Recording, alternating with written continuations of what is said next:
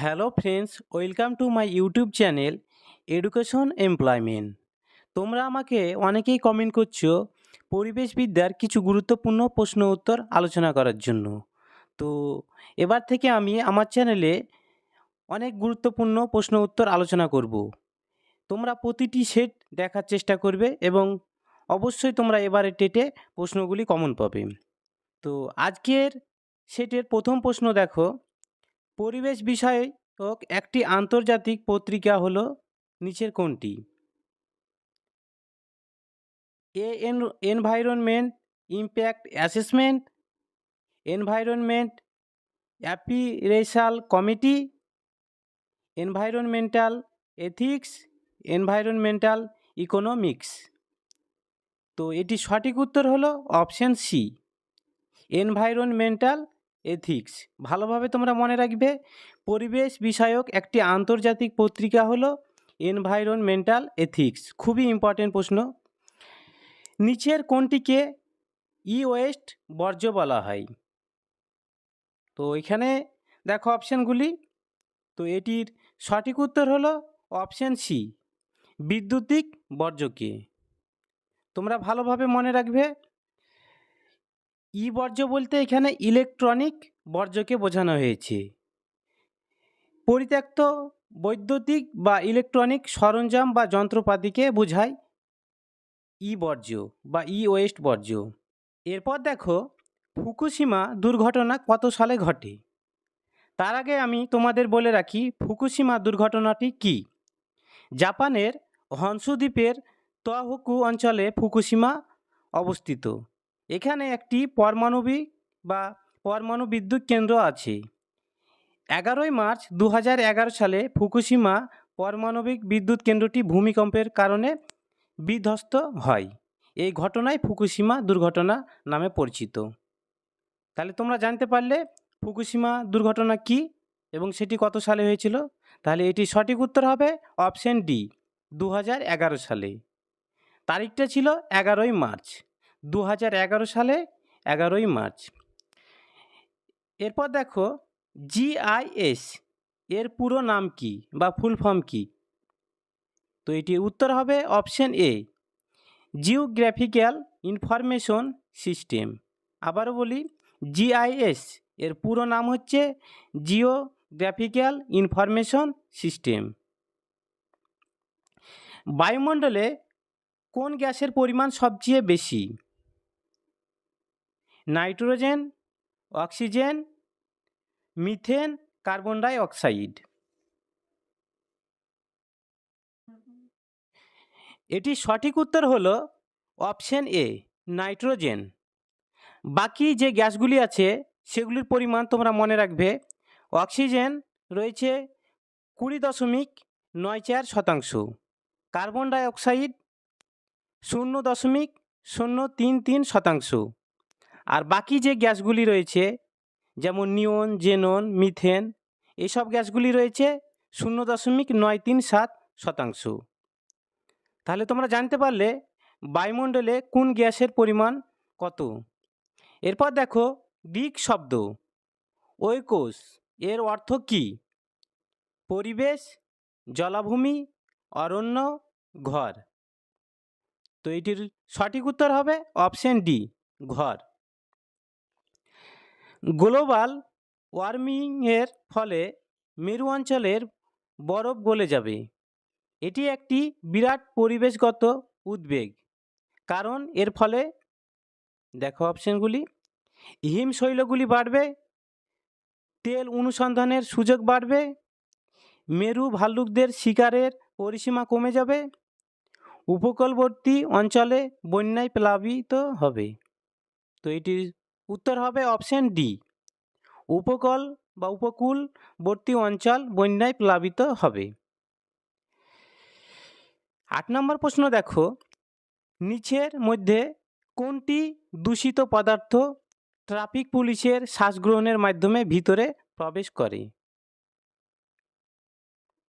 তো দেখো অপশনগুলি। তো এটির উত্তর হবে option A, CO2, PbO2, SO2। Next দেখো, নিচের কোনটিকে জীববৈচিত্র্যর সুপার মার্কেট বা বড় বাজার বলা হয়? খুবই ইম্পর্টেন্ট, এবারে টেটের জন্য এই প্রশ্নটি খুবই গুরুত্বপূর্ণ। তো দেখো অপশানগুলি: স্থলভূমিকে, ভূপৃষ্ঠকে, জলাভূমিকে, বায়ুমণ্ডলকে। তো এটির উত্তর হবে অপশান সি, জলাভূমিকে। জলাভূমিকে বলা হয় বড় বাজার বা জীববৈচিত্র্য সুপার মার্কেট। নিচের কোন ভিটামিন রিকেট ও অস্টিওম্যালেশিয়া রোগ প্রতিরোধ করে? তো এটির উত্তর হবে অপশান এ, ভিটামিন ডি। ভালোভাবে মনে রাখবে তোমরা, ভিটামিন ডি হচ্ছে রিকেট ও অস্টিওম্যালেশিয়া রোগ প্রতিরোধ করে। মারাং বুরু উৎসব পশ্চিমবঙ্গের কোন জেলায় হয়? অপশানগুলি দেখো: বাঁকুড়ায়, বীরভূমে, পুরুলিয়া, আলিপুরদুয়ারে। তো এখানে যে জেলাগুলির নাম রয়েছে, এই জেলাগুলির মধ্যে মারাং বুরু উৎসব হয় পুরুলিয়া জেলায়, এবং আরও একটি জেলায় এই উৎসব হয়, সেটি হচ্ছে ঝাড়গ্রাম।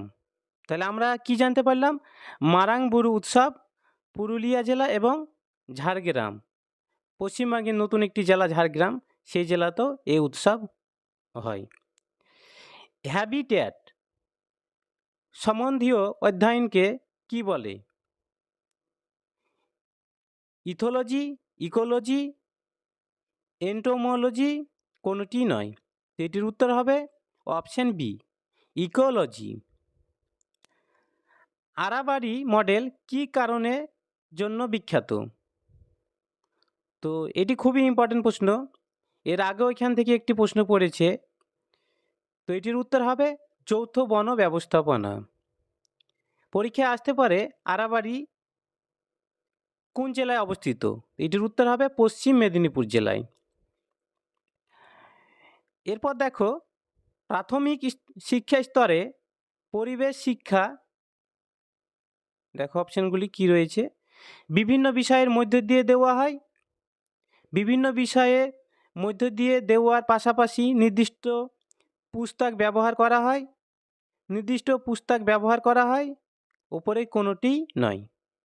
তো এটির উত্তর হবে অপশান এ, প্রাথমিক শিক্ষা স্তরে পরিবেশ শিক্ষা বিভিন্ন বিষয়ের মধ্য দিয়ে দেওয়া হয়। নিচের কোনটি সঠিক নয়? তোমরা ভালোভাবে প্রশ্নটি দেখো। উত্তম শিখন পরিবেশের শর্ত হলো, এখানে যে অপশানগুলি রয়েছে এই অপশানগুলির মধ্যে কোনটি সঠিক নয়? তো এটির উত্তর হবে অপশান বি, শিখন পরিবেশ শিক্ষার্থীর কাছে নতুন হবে। উত্তম শিখন পরিবেশের শর্ত এখানে যেটি সঠিক নয় সেটি হচ্ছে শিখন পরিবেশ শিক্ষার্থীর কাছে নতুন হবে।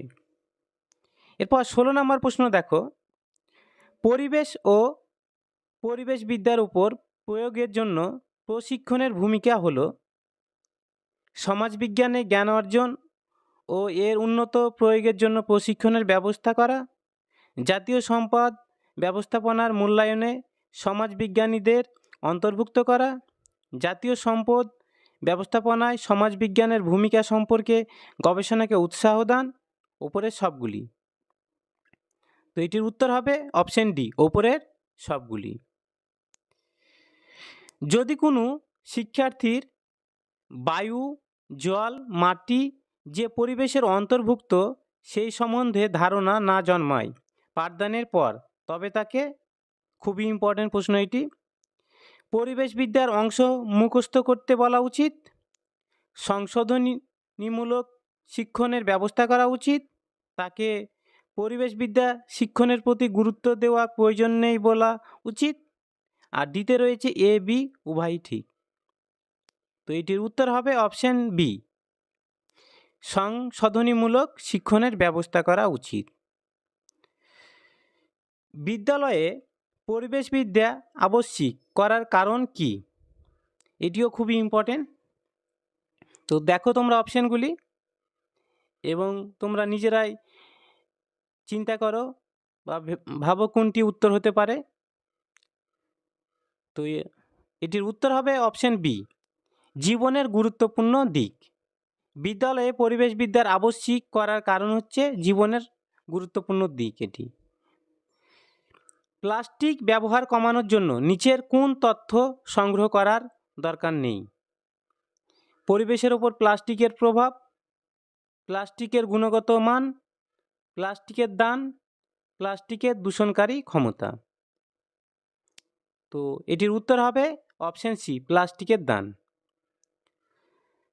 পরিবেশ শিক্ষার জন্য সহজলভ্য দৃষ্টিনির্ভর গুরুত্বপূর্ণ উপকরণ কি? তো দেখো এখানে 4টি শিক্ষা সহায়ক উপকরণ এর নাম দেওয়া রয়েছে। Chart, model, blackboard, slide. তার আগে তোমরা প্রশ্নটি আবারও দেখো। পরিবেশ শিক্ষার জন্য সহজলভ্য দৃষ্টিনির্ভর গুরুত্বপূর্ণ উপকরণ নিচের কোনটি? তো এটির উত্তর হবে অপশান সি, ব্ল্যাকবোর্ড। এই ধরনের প্রশ্নই প্রাইমারি টেটের যে পেডাগোগির প্রশ্ন, এই ধরনের প্রশ্ন আসার সম্ভাবনা রয়েছে। তাই এগুলির প্রতি তোমরা বেশি বেশি করে জোর দিবে। বায়ু দূষণ সম্পর্কে আলোচনা করতে গিয়ে শিক্ষক বিশ্বের বিভিন্ন দেশে বায়ু দূষণের বিষয়টি উল্লেখ করেন। তিনি কোন ধারণাটি গঠন করতে চান? বায়ু দূষণের মাত্রা সম্পর্কে জানানো, বায়ু দূষণের মাত্রা কিভাবে কমানো যায় সে সম্পর্কে সুপারিশ করা, আমাদের দেশের বায়ু দূষণের মাত্রার সঙ্গে অন্যান্য উন্নত দেশের বায়ু দূষণের মাত্রার পার্থক্য জানানো, বায়ু দূষণ যে আন্তর্জাতিক ঘটনা সে সম্পর্কে জানানো। তো এটির উত্তর হবে অপশন ডি, বায়ু দূষণ যে আন্তর্জাতিক ঘটনা সে সম্পর্কে জানানো। যে জলে ডিও কম সেই জল কেমন? দূষিত, পাতিত, বিশুদ্ধ, কোনোটিই নয়। তো এটির উত্তর হবে অপশন এ, দূষিত। যে জলের ডিও কম সেই জল দূষিত হয়। প্রাকৃতিক পরিবেশ বিষয়ে দক্ষতা সংক্রান্ত মূল্যায়ন থেকে কি জানা যায়? দেখো অপশনগুলি তোমরা। তার আগে বলি, আমার চ্যানেলে যারা নতুন তারা অবশ্যই চ্যানেলটিকে সাবস্ক্রাইব করে দিবে।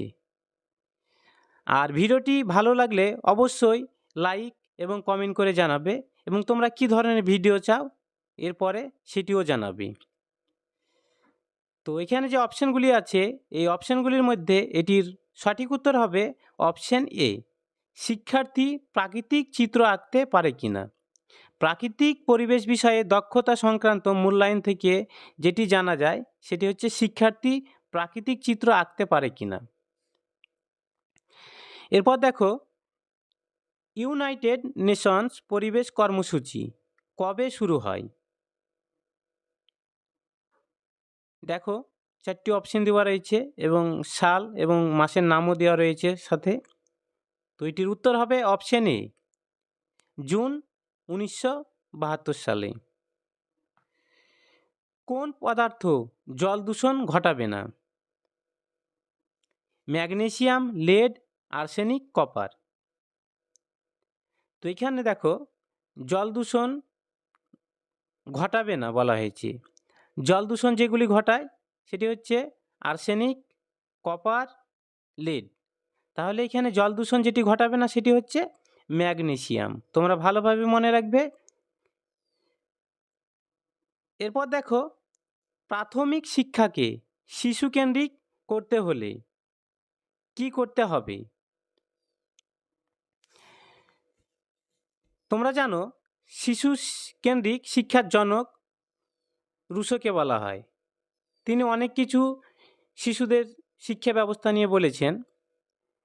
তো এখানে যে প্রশ্ন করা হয়েছে, প্রাথমিক শিক্ষাকে শিশুকেন্দ্রিক করতে হলে কি করতে হবে? দেখো অপশানগুলি, তাত্ত্বিক শিক্ষার উপর জোর দিতে হবে, ব্যবহারিক শিক্ষার উপর জোর দিতে হবে, পরিবেশের সঙ্গে শিশুকে মিলিয়ে শিক্ষা ব্যবস্থার করার দরকার, পরিবেশ শিক্ষার প্রয়োজন নেই। তো এটির উত্তর হবে অপশান সি, পরিবেশের সঙ্গে শিশুকে মিলিয়ে শিক্ষার ব্যবস্থা করা দরকার। বৃক্ষরোপণ কোন ধরনের শিক্ষাকে বোঝায়? খেলাধুলার মাধ্যমে শিক্ষাকে, কাজের মাধ্যমে শিক্ষাকে, তাত্ত্বিক দিক শিক্ষাকে, দৈহিক শিক্ষাকে। তো এটির উত্তর হবে অপশন বি, কাজের মাধ্যমে শিক্ষাকে।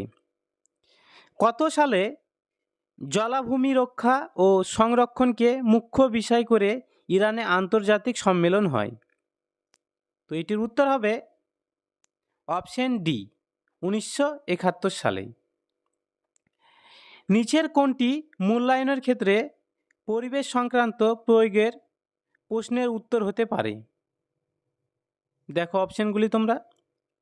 পরিবেশের সংজ্ঞা দেওয়া, পরিবেশের বিভিন্ন পদার্থকে চেনা, পরিবেশের বিভিন্ন জিনিসকে দৈনন্দিন কাজে ব্যবহার করা, পরিবেশের বিভিন্ন ক্রিয়ার কারণ ব্যাখ্যা করা। তো এটির উত্তর হবে অপশন সি, পরিবেশের বিভিন্ন জিনিসকে দৈনন্দিন কাজে ব্যবহার করা। আজকের শেষ প্রশ্ন দেখো, স্টেনো থার্মাল হলো এমন একটি জায়গা। দেখো অপশনগুলি। সেখানকার উদ্ভিদ ও প্রাণীদের তাপমাত্রার বিশেষ পার্থক্য সহ্য করার ক্ষমতা নেই। সেখানকার উদ্ভিদ ও প্রাণীরা বিশেষ তাপমাত্রার পার্থক্য সহ্য করতে পারে। সহ্য করলে কি করবে না তা উদ্ভিদ ও প্রাণীর প্রকৃতির ওপর নির্ভর করে, আর যে কোনোটি হতে পারে। তো এটির উত্তর হবে অপশন এ, সেখানকার উদ্ভিদ ও প্রাণীদের তাপমাত্রার বিশেষ পার্থক্য সহ্য করার ক্ষমতা নেই। তো ভিডিওটি শেষ পর্যন্ত দেখার জন্য তোমাদের অনেক অনেক ধন্যবাদ।